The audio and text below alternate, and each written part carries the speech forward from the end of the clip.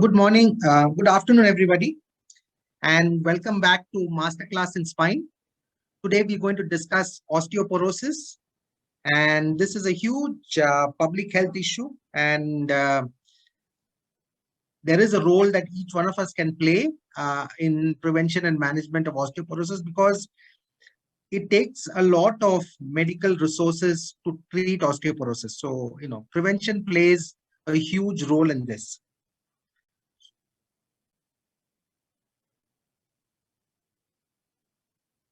So today we're going to talk about epidemiology. We're going to talk about fractures in the elderly. We're going to talk about the challenges of osteoporotic fractures, preventive and treatment strategies. So osteoporosis is defined as a reduction in mass per unit volume of bone, leading to brittle bones. So the bone shape remains normal, but the mass of the bone reduces, making it very weak and prone to fractures. There are two types of osteoporosis. One is called primary osteoporosis, which includes postmenopausal osteoporosis and age-related or senile osteoporosis. And the second one is called secondary osteoporosis, which is secondary to some other cause. So the selected risk factors for osteoporosis includes excessive alcohol intake, family history of an osteoporotic fracture, gonadal hormone deficiencies, increasing age, low body weight, low calcium and vitamin D intake, low levels of physical activity, personal history of fracture, smoking, and smoke common in the Caucasian race as opposed to Afro-Americans. So those are risk factors of osteoporosis. There are causes for secondary osteoporosis. There are medical conditions and there are medications that can cause secondary osteoporosis. The medications are anticonvulsants like phenobarbital, some chemotherapy drugs, glucocorticoids, huge cause, heparin, known cause, methotrexate, proton pump blockers, which we give, which most of patients take over the counter now, is a cause of osteoporosis, and excessive thyroid hormone can cause osteoporosis. Medical conditions like epilepsy, Parkinson's, lung diseases like COPD, endocrine and metabolic disorders, GI disorders that affect absorption of calcium, hematological disorders like hemophilia, leukemia, lymphomas, HIV/AIDS, liver diseases, severe liver diseases, renal failure can cause secondary osteoporosis, rheumatoid arthritis can, and so can SLE. So it's important to assess patients to see if they fall into any of these categories, to see whether they are at risk of developing osteoporosis. Osteoporosis is a major public health problem, and I think in our country we don't pay as much attention to it. World over, from the data available, there were 9 million osteoporotic fractures reported in the year 2000. That's 20 years ago. So 1/3 of them in women and 1/5 of them were men. 75% of them occurred either in the hip, in the spine, or in the forearm or the distal radius in patients above the age of 65. And it's important to remember that it's such a big health problem that the combined lifetime risk of hip, forearm, and vertebral fracture of 40% is more than the risk for cardiac disease. And in women above the age of 45 years, osteoporosis accounts for more hospital days than diabetes, myocardial infarction, and carcinoma breast. So it's a huge problem, and I think we need to pay more attention to it, especially in the preventive aspects of osteoporosis. So this is a paper published in 2019 by Dr. Hari Narayan, the very well-known endocrinologist who's currently in Bangalore. They looked at the percentage of households which consume less than 50% of the recommended daily allowance of calcium, and 50 to 70% of the RDA, and more than 70% of that. So the columns at the bottom of this graph, the light gray one, includes the households which consume less than 50% of the recommended daily allowance of calcium. And you can see that in states like Maharashtra, 65% of the households consume less than 50% of the recommended daily allowance. It's little better in some of the other states like Gujarat, but Maharashtra, West Bengal,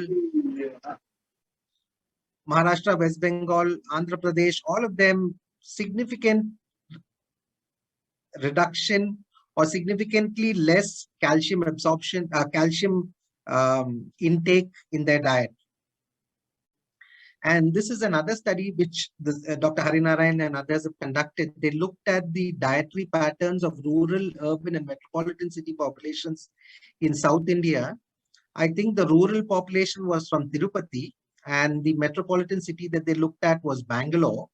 And they found out that the calcium intake per day was 526 milligrams per day in a metropolitan city like Bangalore, as opposed to what the ICMR guidelines recommend, which is 600 milligrams per day in men and 600 milligrams per day in women and 1,200 milligrams in pregnant and lactating mothers. This is much less than what is recommended by the National Institute of Health in the US, where it's around 1,000 to 1,200 milligrams per day.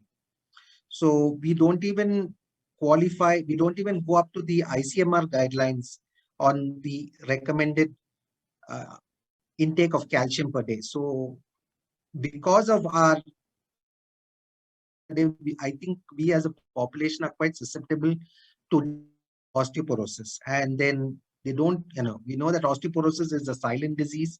You do not have any symptoms at all. And the first time that you may recognize it is when the patient has a fall in their 60s and 70s and develops a significant fracture.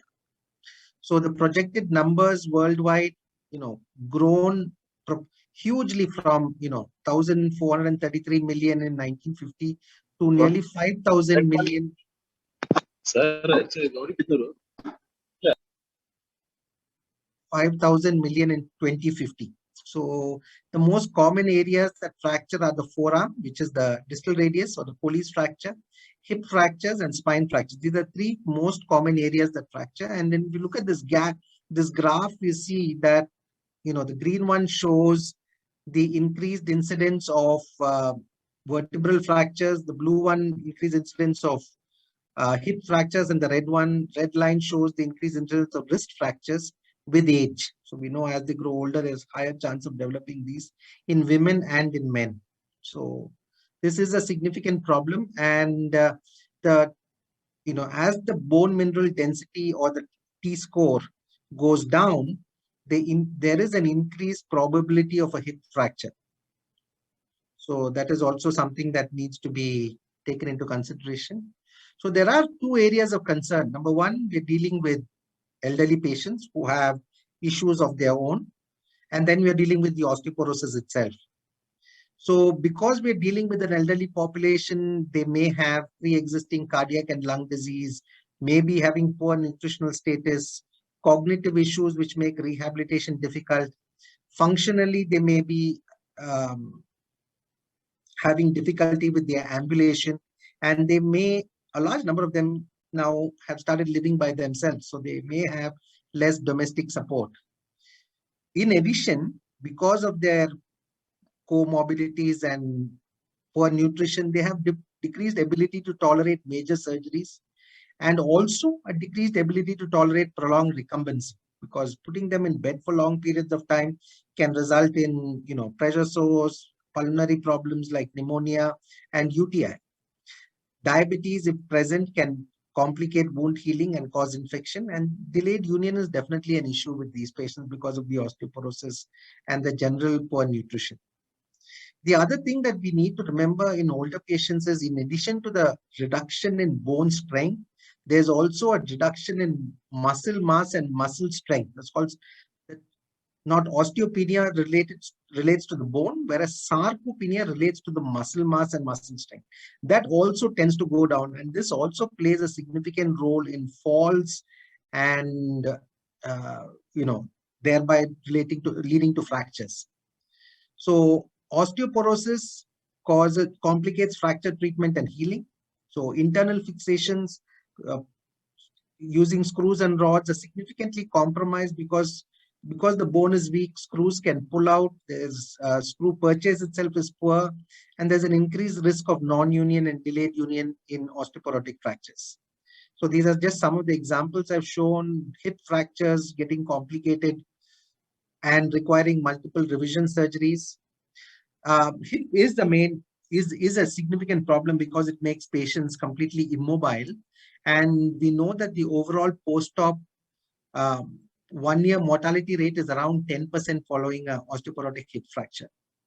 And it's important that surgery is done early because the mortality rate goes up if the surgery is delayed. So from 5.9% if surgery is done within 3 days to around 11.7% if surgery is delayed more than 3 days. Proximal humerus is another area that can fracture in older people.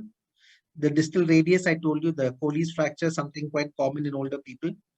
So vertebral fractures is the other problem. So 1/3, it's important to remember that only 1/3 of vertebral fractures come to clinical attention, because sometimes they may have a small fracture even without an injury and have a little bit of back pain, which eventually heals up and settles down. So only 1/3 of them actually come to clinical attention. And we know that the incidence prevalence of fractures goes up with age, as this graph shows.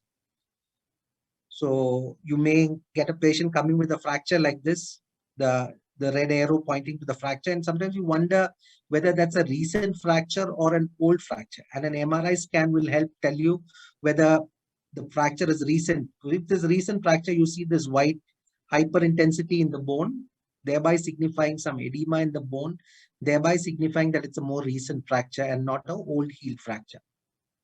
So what are the treatment options for somebody with a vertebral fracture? You have non-operative options, which includes bed rest, analgesics, and braces. And you have surgical options, which are minimally invasive options like vertebroplasty and kyphoplasty, and open surgical stabilization procedures for the spine. So the problems with non-operative care is that in elderly patients, if you put them in bed for long periods of time, they can develop lung issues, pressure sores, urinary tract infection, and general depression. So it's important that they are out of bed early. So there is no need for prolonged recumbency in these patients.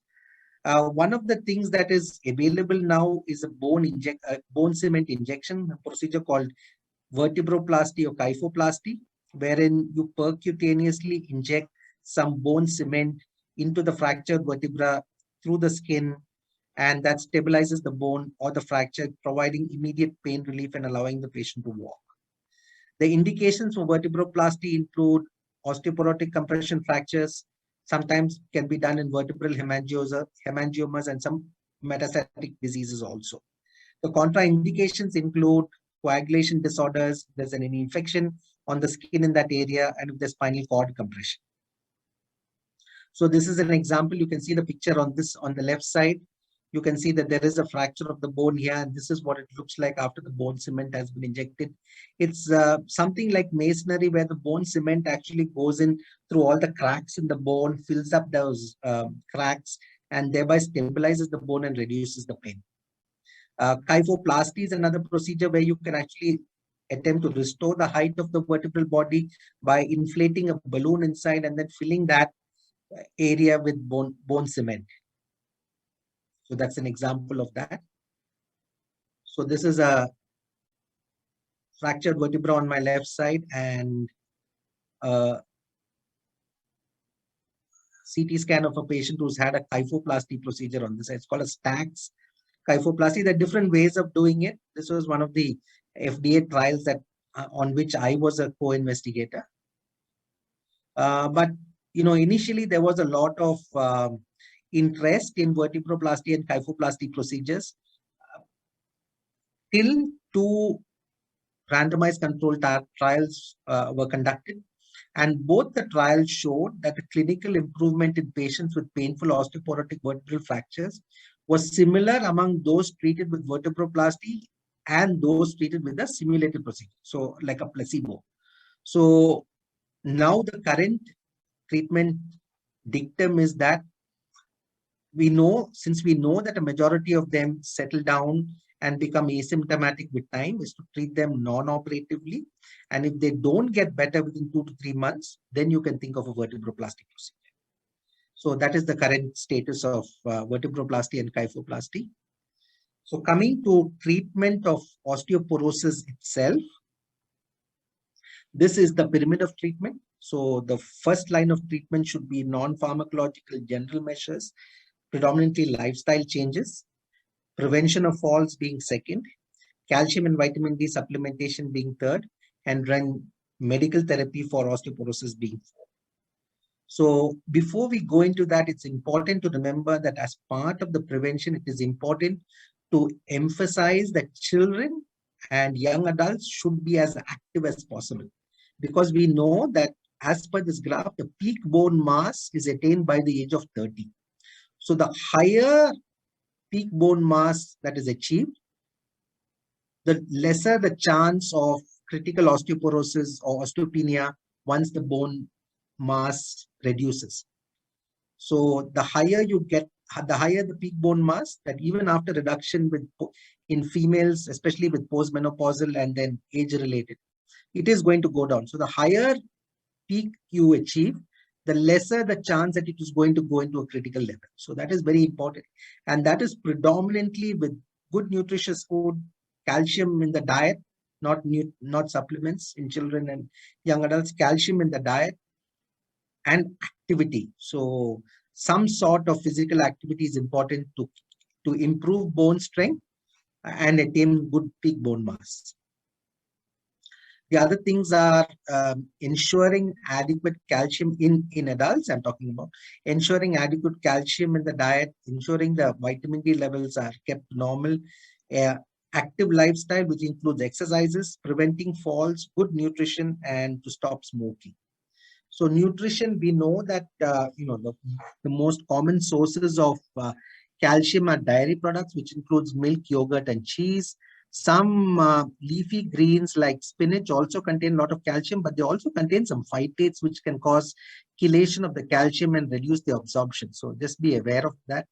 Vitamin D is freely available in sunlight, but most of us don't get adequate sunlight because we stay indoors most of the time. And so it's also available in some food sources like some fatty fish like mackerels and salmon, and egg yolk. But many people need to get vitamin D through their foods, need to get vitamin D through foods, supplements to meet their daily requirements. So some of them don't have, since if you're not getting enough sunlight, then you need to have some supplementation of vitamin D. The other non-pharmacological therapies to reduce osteoporosis and osteoporotic fractures is alcohol moderation, reducing caffeine or coffee intake, multi-component exercises, which includes balance training and strength training and aerobics. Walking is a good option. Fall risk assessment, stopping smoking, adequate exposure to sunlight, and what is recommended is 20 to 30 minutes of sunlight exposure 5 days a week. And typically in mid-afternoon, so that's when your skin is able to produce maximum vitamin D, and vitamin D supplementation if the vitamin D levels are down. Coming to fall prevention, which is very important. So the important thing is to recognize why do people fall.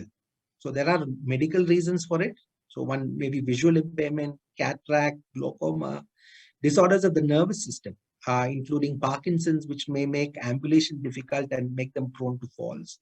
Muscle and joint problems, sometimes arthritis of the joint may affect walking and lead to falls.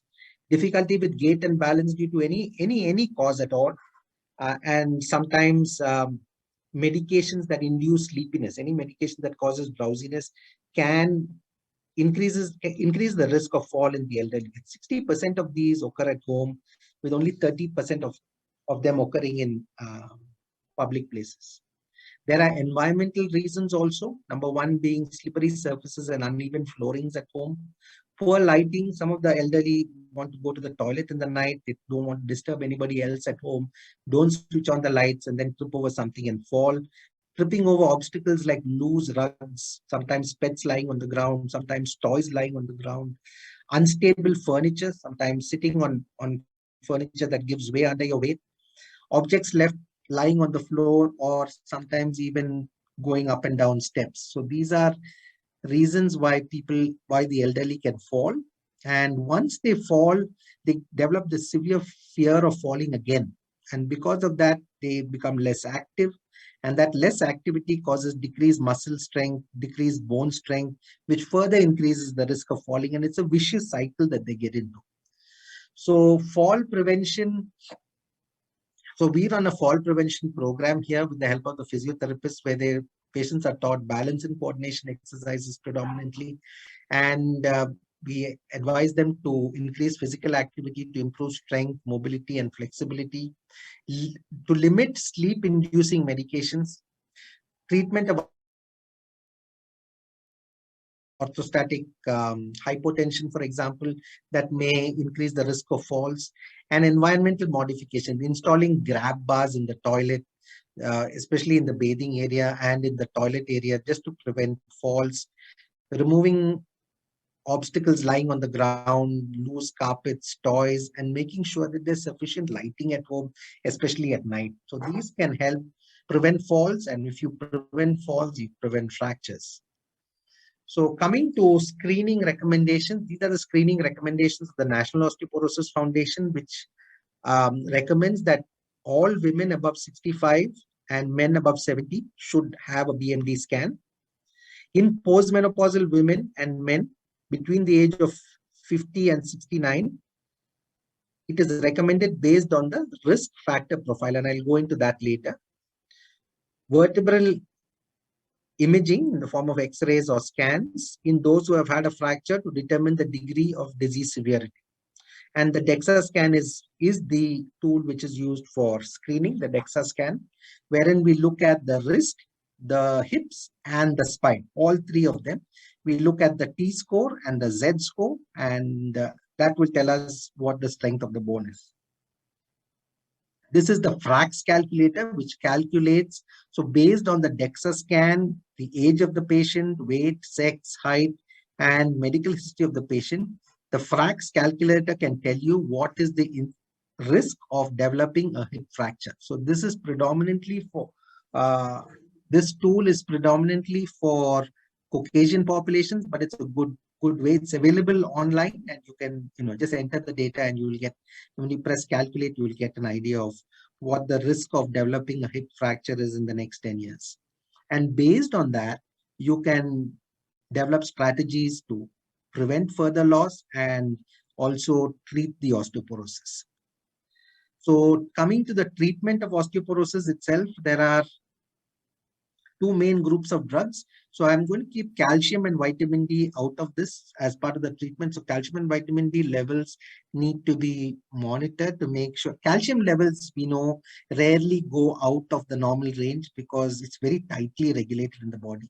But vitamin D levels can drop significantly, and we need to ensure that there's adequate vitamin D for absorption of calcium from the GI tract, to also making sure that the bone metabolism or bone turnover is normal. So there are two basic group of drugs. One is called the anti-resorptive drugs, which inhibit the osteoclasts. Now the osteoclasts are cells on the bone that resorb the bone. So there is this constant bone turnover going on, wherein the osteoclasts resorb the bone and the osteoblasts lay down new bone.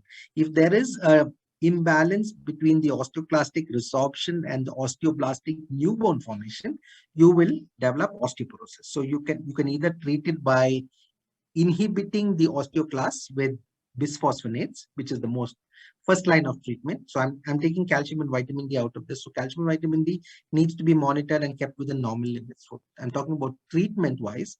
So bisphosphonates is the first line of treatment.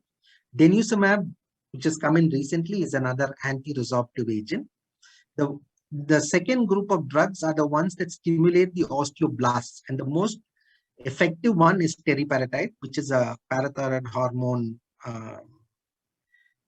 based drug. So those are the two main groups that we deal with. So calcium. So if you ask what drugs to give, calcium and vitamin D should be kept normal, and then based on the fracture severity, score and the T score, you can decide whether you go in for first line drugs like bisphosphonates, or if somebody has already developed a fracture, and then in which case they are said to have severe osteoporosis, then you can start off with teriparatide. Important to remember, each of them has got their own side effects.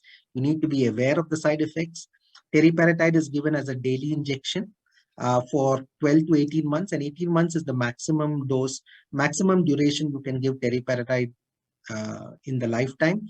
Bisphosphonates, you have many different options. You have once a day medications, you have twice a week, you have once a week options, you have once a month options, and you have injectables which can be given once a year.